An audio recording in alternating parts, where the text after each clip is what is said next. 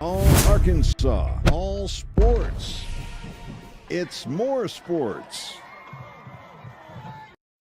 Here we go. What's going on, everybody? Glad you're with us. Let's talk a little sports tonight. We're going to talk high school football. We've got our More Sports Player of the Week. We'll introduce him here in about 15 minutes or so. And we're going to talk Razorbacks. We'll look ahead to Mississippi State. We're going to talk about the coaching search because I know that's what everybody really wants to focus on right now, especially after the Auburn game. Joining us now is Kevin Bohannon from hogsports.com. What's up, Kevin? Welcome into the show. Hey, appreciate it, Wes. Thanks for having me back on. Always love coming on here, talking a little Razorback football, even though you and I do high school football throughout the week. Always good to talk about the Hogs, and a lot going on right now, Wes. It is. I'll be honest with you. The Auburn game put a bad taste in my mouth, and so I haven't been talking a whole lot about Mississippi State on the buzz. I've been talking more basketball today and yesterday on the buzz than I did football. So let's go coaching search. Let's talk about some of the names that are being floated out there. And I spent a lot of time at the Simmons Bank Championship over the weekend and got to talk to a lot of people. And some people are in the know, and I feel and I can trust them. One thing that I think I've learned is James Franklin is not a pipe dream, that there could be something. No, there is something there to it. Yeah, there is. And any media outlet can pick up, and everybody has their sources. Obviously you have been doing this a long time, Wes. You have some really good sources. Obviously the John Calipari thing, really, you had some guys that you were really embedded with right there. And even though I haven't been doing this very long, I've got some good friends and like I said, low friends in high places, I guess. But it's the more you think about James Franklin, the more it makes sense. And, I think if Arkansas wants to make a move on him, it has to be yesterday. The more it drags on and, the more jobs that come open, Arkansas may not look as appealing. And James Franklin did things at Vanderbilt that weren't thought of. And now Clark Lee's taking them to the next level. I think he could get back in the South and do a lot of big things. The one thing about college football right now, Wes, and it's hard to fathom this, but it's like the name on the front of the jersey doesn't mean as much as it used to 10, 15 years ago. And I say that because Indiana, Vanderbilt, those teams can make the college football playoff. SMU made it last year. They're on back-to-back 11-win seasons with Rhett Lashley, and I know we may get to him in a second. But, each program has expectations right now. For LSU, winning 9 games, 10 games was not going to cut it. 34-14, and that was really never a good fit from the get-go. Everybody saw that. That was like square peg, round hole. James Franklin, 2-1 in the college football playoff, 8-7 overall record, bulk, 10 wins a season. He was in the semifinals last year. Wasn't good enough for them, so they have to move on. For Arkansas, 9 wins 8-9 wins a season was what Houston Nutt did. He averaged 7.5. He had 75 wins in 10 years. So James Franklin down here would make a lot of sense. I think he would take the job, honestly. Yeah, I do not think James Franklin is a fit at LSU, and I don't think he's a fit at Florida. So right now, to me, if I'm his agent or I'm James Franklin, Arkansas does make sense. Now, what you worry, and I'm with you, what happens if Auburn loses to Kentucky this week? Yeah. I mean, then all of a sudden, Franklin at Auburn makes a lot of sense. I think he would go to Auburn and kill it there. And so I'm with you. The people that are making contact, that are talking with his agent, I would be thrilled if they could make something happen sooner than later before some other, and who knows what Sunday's going to bring, because this week it was LSU, the week before it's Florida, next Sunday, who knows what it is. So, these, and I've been told this too, the agents that a lot of these guys are talking to are taking a wait and see approach because they want to see what's going to open up and what kind of a bidding war opens up. And then when someone is hired, that domino effect, maybe it's somebody who's already got a good job, then that job is open. So it's tough. You would like for them to make a move right now, but I understand what the agents and these coaches are doing by waiting to see what all is about to happen. Yeah, that's like somebody, brought up John Summerall and it's Summerall, not Summerall like Pat Summerall. It's Summerall. Brought his name up a couple weeks ago, and the wording was they want to see what comes open. Well, of course, you're one of the hottest young guys, young up and coming coaches. So yeah, you're going to see what's available, and Tulane knows that. Anybody that goes after him. So, after Arkansas was open, now you got Florida, now you got LSU, now you got the pick of the litter. It was funny. He took a picture of him with his Nikes kicked up in his private jet the other day, and he was going to a game, obviously, but office for the day or some picture like that on Twitter, and just the responses are, going through your offers, you're counting your money. What you could just imagine some of the things that people come up with right now. So it's got to be about timing as well. And the college football playoff throws a kink in a lot of timing things, Wes. And you look at it, SMU may now be in play as well after they lose to Wake Forest, and now that gives SMU 3 losses on the year. And Rhett Lashley may be back in play. Arkansas hometown kid coming back home where he got to start, things of that nature. So, and Dan Mullen, I keep bringing him back up, even though he brought it up on Twitter that I have zero interest in Arkansas. Well, he has to say that. Now, am I saying that Arkansas is going after him? No, not at this point.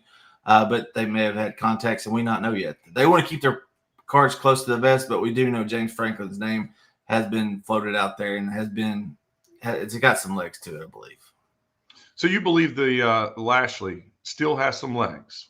I do. I still think, especially after what happened on Saturday, because any coach in their right mind that goes to the college football playoff, especially back-to-back years, you can't jump ship at that point. The only way is if Alabama or Ohio State or one of those, I'm talking blue blood jobs came open. That's a once in a 10, 12-year deal comes open. Okay. Only time you take that leap. Otherwise, you stay where you're at and you go for the next one in the next cycle if something comes open. Because at that point, you can pretty much write your own ticket if you're Rhett Lashley, because you've made the college football playoff twice out of the ACC.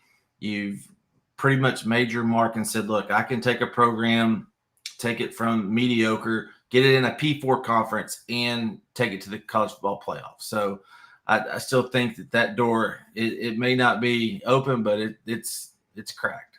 It's not shut all the way. We got Rich watching us, and he says James Franklin to Virginia Tech.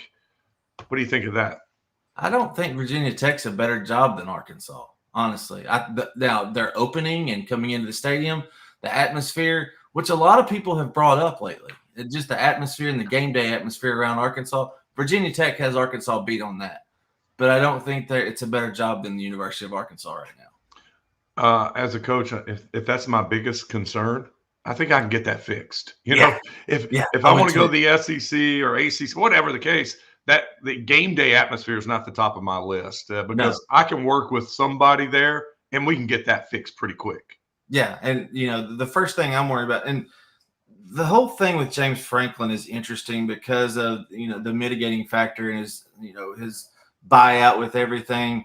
And, Arkansas could save some money at that point. Look, Penn State paying a difference and move on from there. That's just the buyouts. I think the number I saw has gotten up to $168.7 million in coaching buyouts.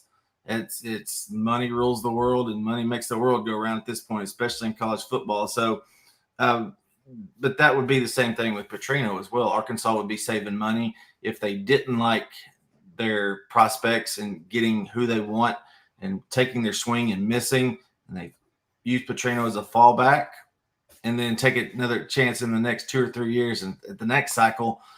But I think, Wes, that there needs to be a complete makeover in Fayetteville right now. And for the record, that's hot tea I'm drinking, trying to get my voice back. Don't want any speculation going on out there. All right, you just mentioned Petrino, so let me go there. I was going to go somewhere else, but let me go to Petrino. In my opinion, I'll get yours. I think Petrino, he's got to win 3 out of 4 to be back in the conversation. I think he has to get Mississippi State, go on the road, split, get LSU, get Texas, one of them, and then you have to come back home and beat Missouri, finish with a positive, good taste in your mouth, and have a little momentum. To me, that's the only road now for Petrino, unless, I mean, it is just strikeout, strikeout, strikeout, strikeout, and they're down on D on their list, and then they're like, well, okay, this is our best remaining option.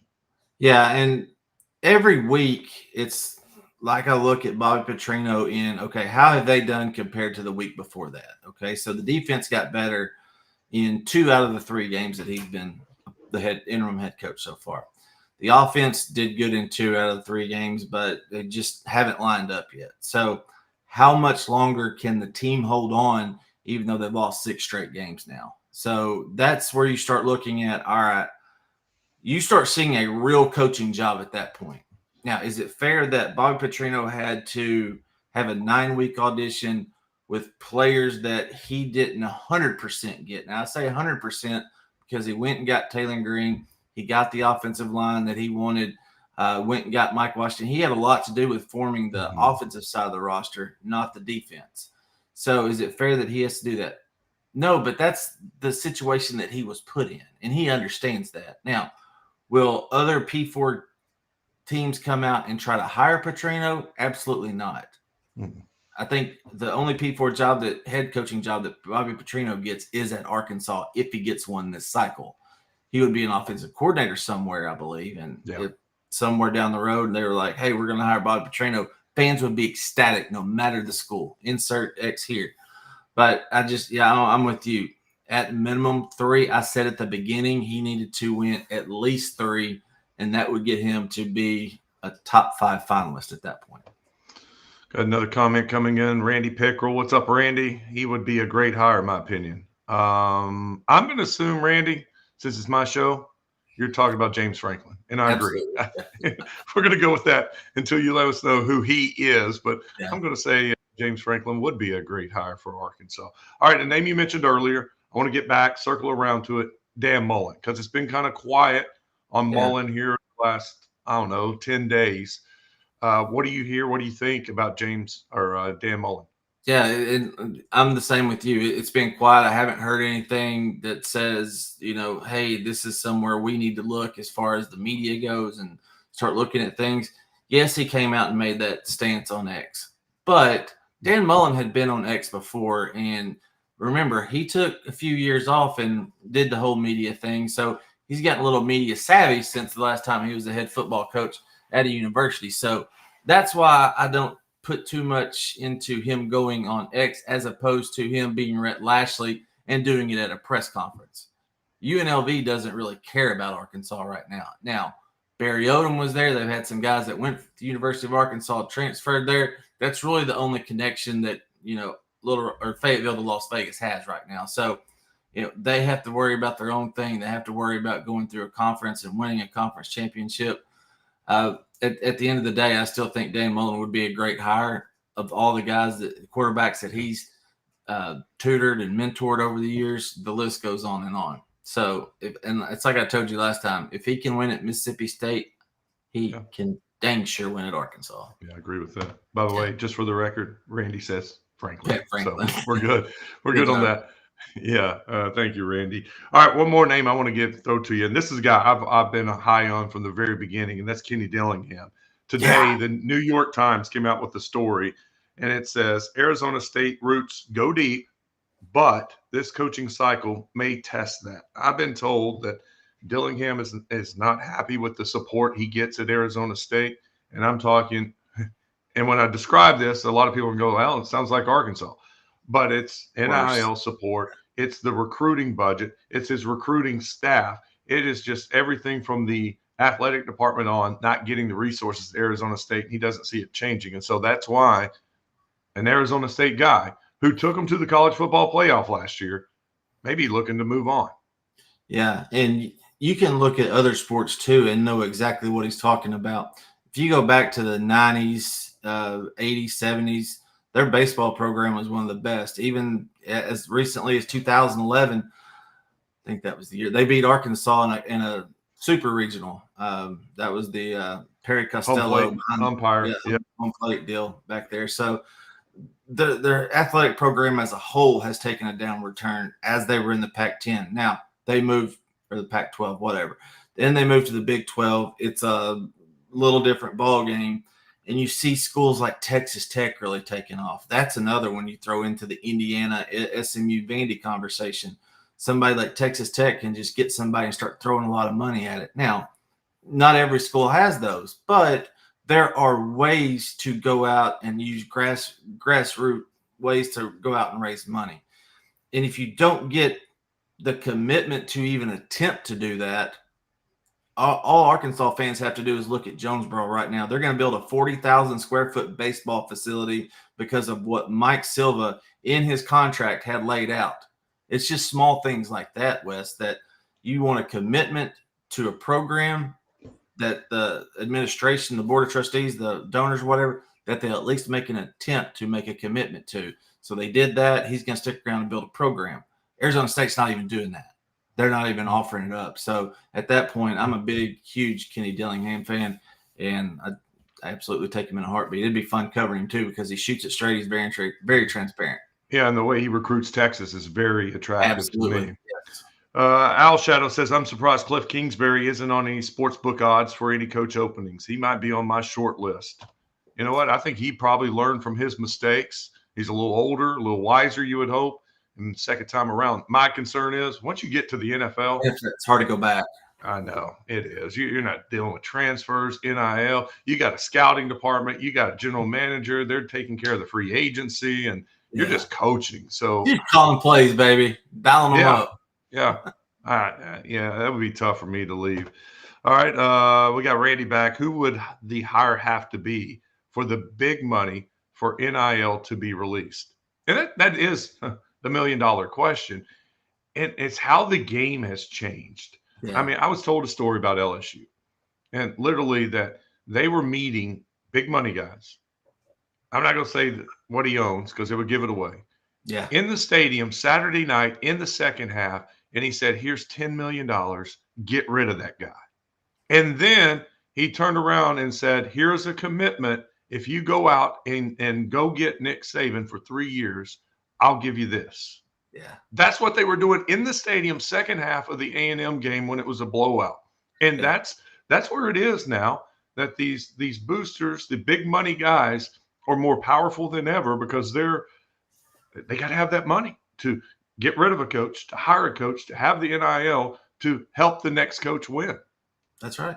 And you just look at Ohio State, the roster that they paid for, $20 million, I believe is what the number was. Now, Arkansas is just going to get that in revenue share. That's how behind the eight ball they were in NIL, considering Ohio State spent that on their national championship roster last year. Texas Tech did the same thing. They went out and spent a ton of money, a figure that's been up around 20 million or even more. So that's where you have to be to get in the ballpark to compete. Now, LSU went out and spent their money on defense this time, considering they had Garrett Nussmeier back. But at the end of the day, Wes, you know this just as well as I do, there has to be some cohesiveness among the coaching staff that filters down, because once you cut the head off the snake, the body falls. And Brian Kelly's situation, that's why it didn't work out there. Even though you go out and buy a roster, you go out and buy so many guys, if it's not right at the top, it won't work out at all.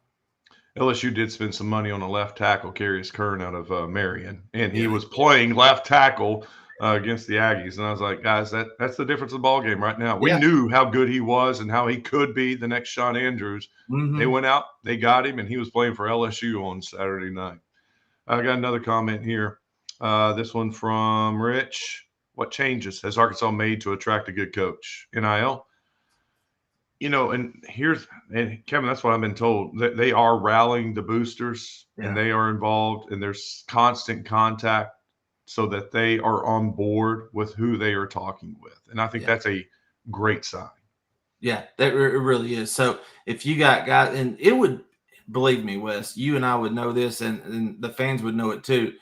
If boosters and donors are saying no, absolutely not whatsoever, we're not willing to take that path, it would get out. Because these big boosters and big donors are the head of multi-million-dollar companies, some of them Fortune 500, that can say, No, and it gets out somehow, some way. But the fact that it is lining up, and the fact that they're taking a chance on getting resources as far as scouting department goes, and not just scouting in the traditional sense. It's going out, looking coast to coast, line to line, border to border, and saying, hey, if this guy gets in the portal at a smaller school, we need to go after him. This is what it would take. All the bigger schools have that. Arkansas is looking to make a more robust support staff, and that's where the scouting department comes into play. Good, man. That's great stuff. I appreciate it. I kept you a little longer than I promised, but that was a good conversation, and I think it was very informative and entertaining. Thanks, man. I appreciate it. Have a good night. All right. See you next time, buddy. Kevin Bohannon, hogsports.com. Be sure to check him out over there. They do a fantastic job of covering the Razorbacks. If you like this video, hey, be sure to go to YouTube, hit the thumbs up button, subscribe to the channel so you know when the next More Sports video comes out.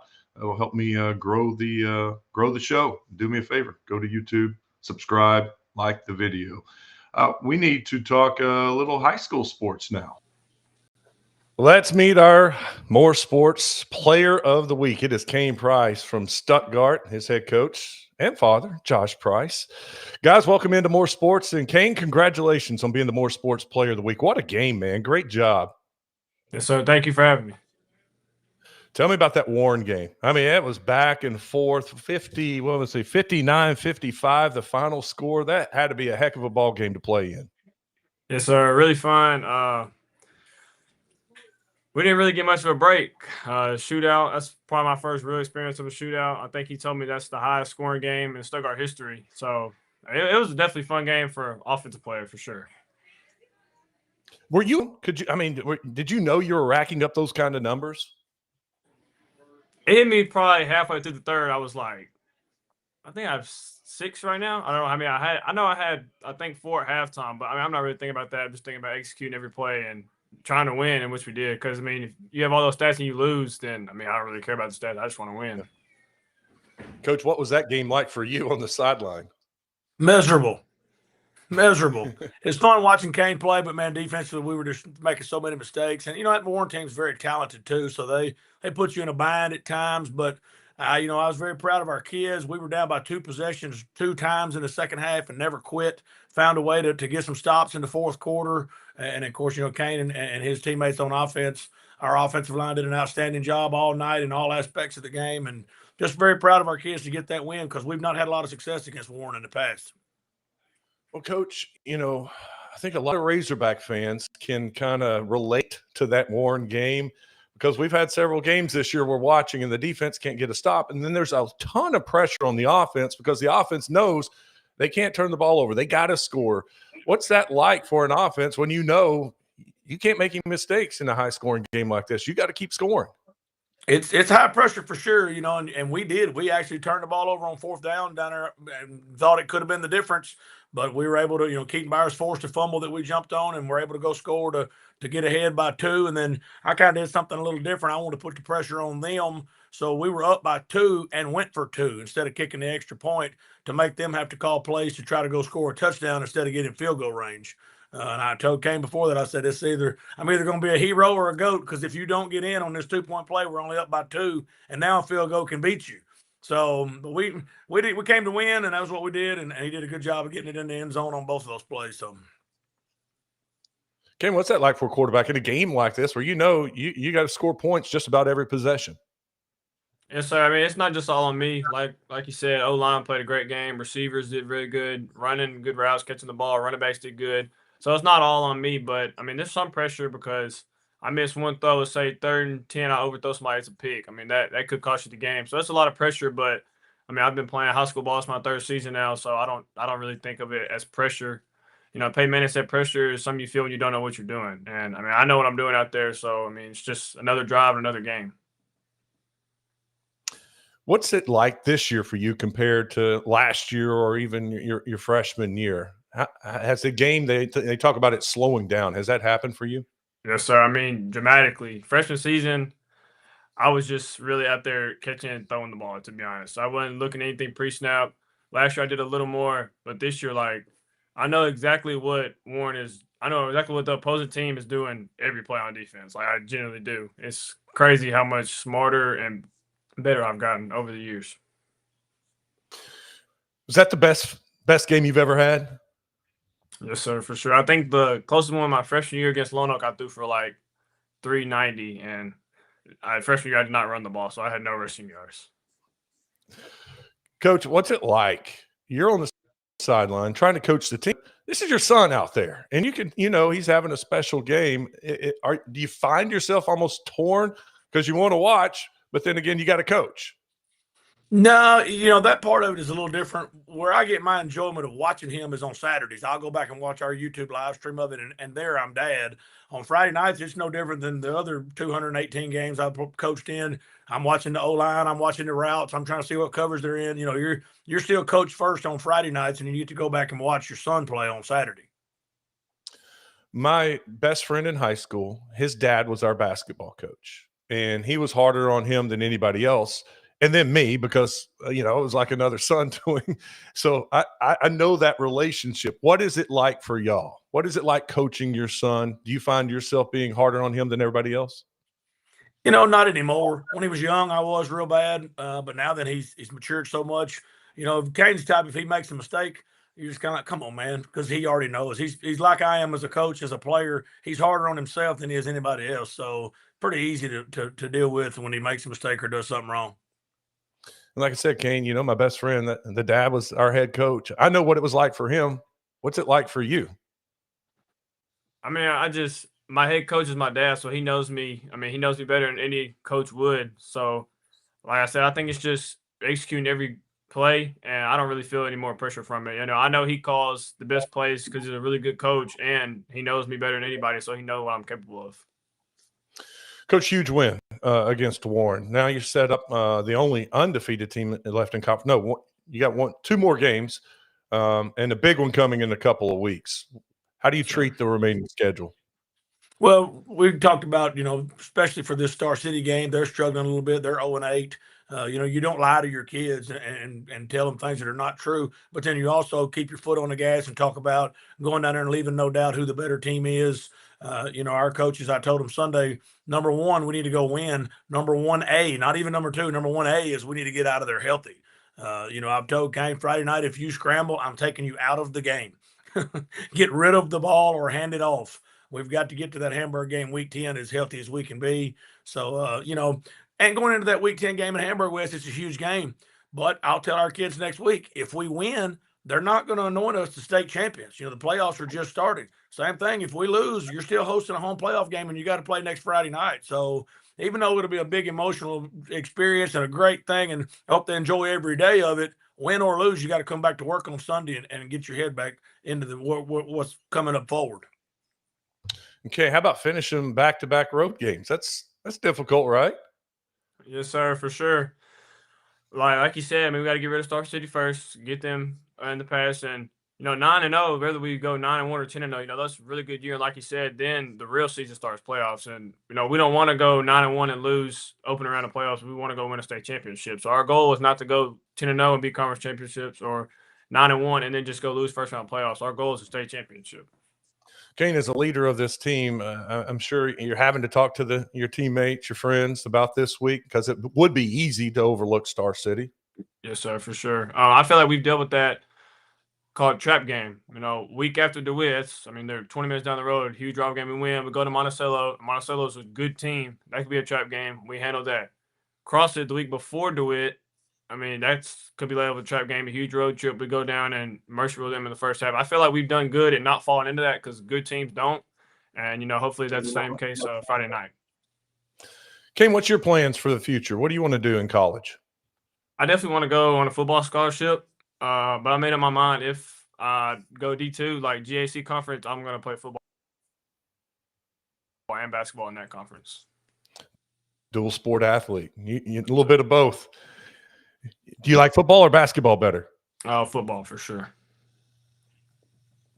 Man. Well, Cain, congratulations on being the More Sports Player of the Week. That was a heck of a week and a great win over Warren. You guys finished it out strong, and we'll see what you guys can do the rest of the season. We'll be watching. Thank you so much for joining us. You bet. Thank you, Wes. Thank you. Thank you, Coach. Thank you, Cain. That is our More Sports Player of the Week. And we'll tomorrow night be honoring our More Sports Team of the Week. We'll unveil that. Also want to give a shout out. I mean, the voting this week on Twitter for the Player of the Week. And we had some great candidates. You take a look at Drew Davis out of Benton, 6 touchdowns, almost 300 yards, first half only. Cambrian Blackman out of Conway, 153 yards receiving, 2 touchdowns, also had a touchdown rushing. Cain's numbers you saw, and Conrad Schmidt's huge game. Bentonville knocking off Rogers, very exciting game. 159 yards receiving, 3 touchdowns, huge touchdowns for Conrad and Bentonville's win over Rogers. Drew, Cain, I mean, it was down to the wire in the fan vote. I think Drew's going to just edge Cain 42% to 41%, but that was outstanding candidates for this week's More Sports Player of the Week. All right. Tomorrow night, we'll be back at it, talking a little Razorbacks, talking about the high school football team of the week. Be sure to hit the thumbs up button on YouTube, subscribe on YouTube, and help us grow this channel. That's going to do it for tonight. We'll be back here tomorrow night for more sports. All Arkansas, all sports. It's more sports.